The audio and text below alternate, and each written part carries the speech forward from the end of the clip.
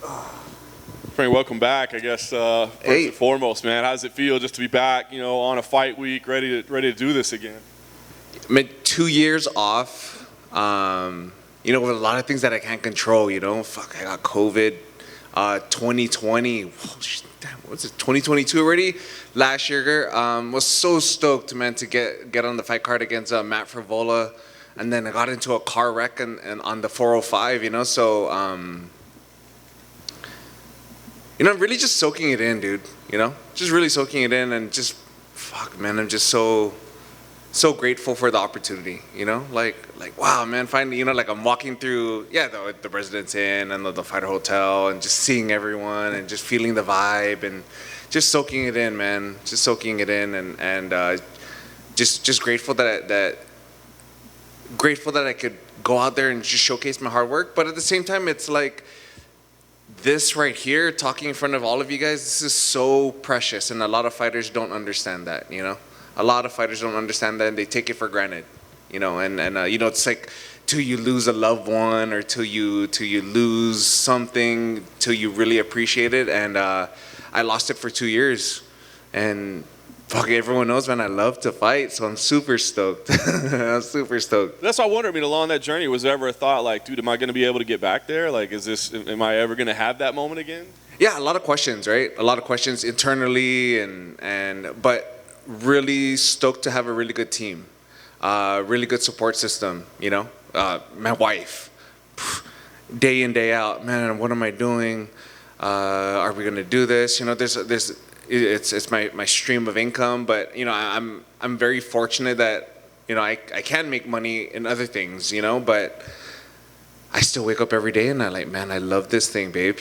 Man, love. I still want to wake up, and I still want to fight, and I still want to do martial arts, and the fact that I still have that in me is like, oh man, I still got to do it. I still got to do it, and I know I have it in me, and it really just helped having that support system, just to kind of keep me on. And I don't get, how do I say this? Let's just say I prefer positivity over negativity, so that's definitely helped. I saw the light at the end of the tunnel. You see a lot of guys, worse injuries that come back and become world champions. You know what I mean? So, yeah, it was a long journey, but fortunately, I'm still young, and I still love it, and can't wait to perform. I imagine you would have fought against anybody on the roster just to get back in here and fight. But what happens? What happens when they give you a name? I mean, you're the veteran now. Yeah. Last time you fought, this dude wasn't even in the organization. So what happens when they give you a name like that? Honestly, I haven't really been thinking about it like that. Everyone that gets signed is tough. Everyone is strong. Everyone's fast. Everyone's good. I'm really just grateful, bro. Just really grateful just to walk through these doors and, man, stand right in front of everyone. And yeah, crazy. 2 years and I'm on the main card. I mean, on the Apex show, but wow, freaking right on. Hey, dude, I was looking forward to just even fighting on the first fight. Get in, get out, and but I want to earn my keep, and I want to continue to fight. Everyone knows that when I do fight, I love the crowd. Unfortunately, in the Apex, it's just a smaller crowd, but let's get my feet wet again, and let's get back in it, and let's work. Let me earn my way back to maybe like a pay-per-view where I can fight in front of a big crowd. Last thing for me, 2 years, I know you've had a lot to go through, but you can change a lot in 2 years. But what I will say is, usually we see your name on a card, we know what we're getting. We're getting a scrap. We're getting a battle out there. Is that still the same guy that you are? Do you still want to go out there and put on wars, or has any philosophy or thought process changed a little bit in that time? Man, at the end of the day, it's a fight. And leather starts flying, and that's who I am. But in this 2 years that I've been off, I've had the opportunity I've had like 3 fight camps in 2 years. So I have a lot of things that I just want to show, and I'm working closely with Colin Oyama. So that's just elevated my game, So it's like teaching me patience, teaching me you know, like how to really use all my tools, you know. Typically, when you see me fight in the first part of my career, it's like I always bring a knife to a gunfight, you know, and yeah, I'm really good with this knife, but yo, man, I got some machine guns in the back too, you know, so it's really cool. He's the past 2 years, not so much how to fight because I know how to fight, but really kind of guiding me through the way of the fight. So I'm super stoked on that, you know. But at the end of the day, you never know what's gonna happen. You know, I can say like I have this whole orchestrated game plan and this and that, but I just want to go out there and have fun, man. And just I just want to go out there and let it fly, And hey, Sean Shelby and the matchmakers know what they're doing with this fight, you know. So every time I see them, I'm like, oh God, okay, here it is, what they're doing, okay. So, but I'm really just grateful, bro. I'm really just grateful to come back in here and to perform. Hey, Frank. Hey, how's it going? Good, man. How are you? Good. Last time you were at the Apex, obviously didn't go your way. Are you looking, I mean, do you kind of look at like where you fight and, I mean, I guess, are you looking to rebound and have a new UFC Apex memory? Oh, yes, 100%. So, you know, I was just telling my coach, was it June, I think? June of 2020, how eerie it was, you know, like flying in from, well, so first off, training was very difficult. And then flying in from Guam and then arriving here, the tents and the hazmat suits, and you're like, oh shit, what's going on, to the whole testing process, to separating everyone and being locked in the residency, you know, maybe protocols, right? And it was just so eerie. And then walking out, I was just like, it was like no one's saying anything, you know. It was like everyone had mad, you know. I remember those cards.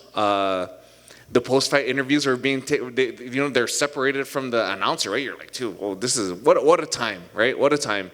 Well, you know, we're you know, we're just reminiscing about it now. But yes, the last card, well, because the Cheeto Rob Font fight was freaking amazing. You know, you could just hear the crowd. I don't know if they just elevated the mics for the freaking show, but I was like, damn, dude, it was getting heated in there, you know.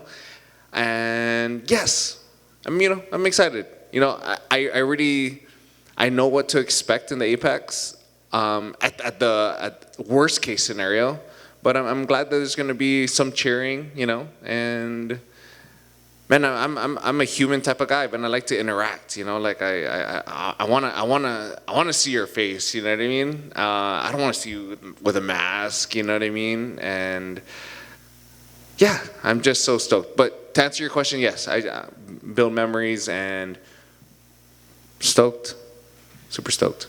Do you feel like people are overlooking you because of your record in the UFC?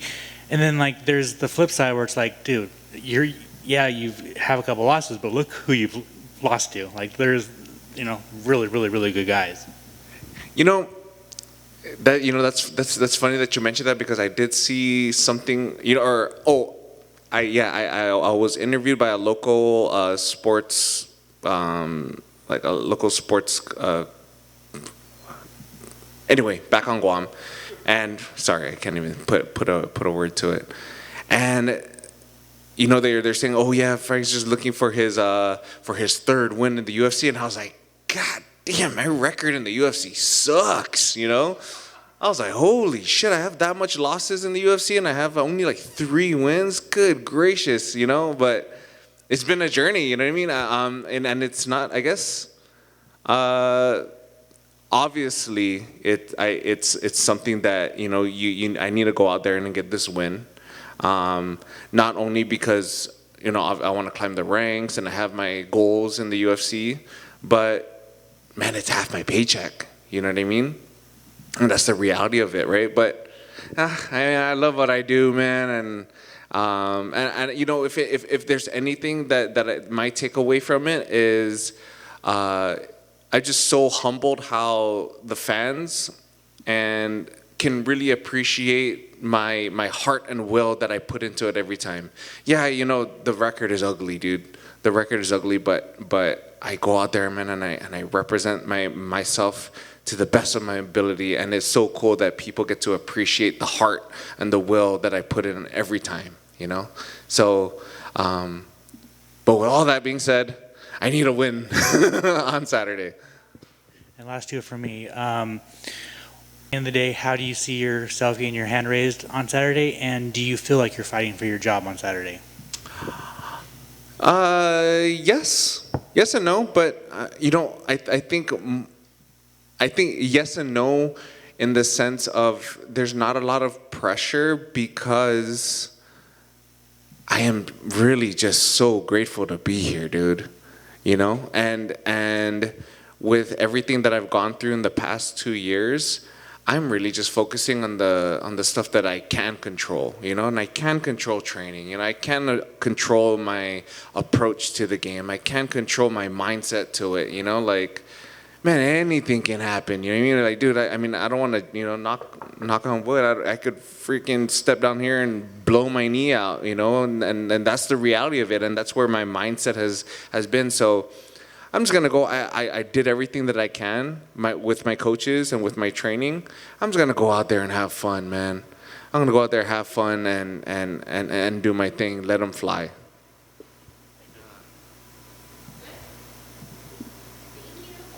Thank you, guys. Hey, can I take a photo of everyone here? Yeah. Hold on real quick.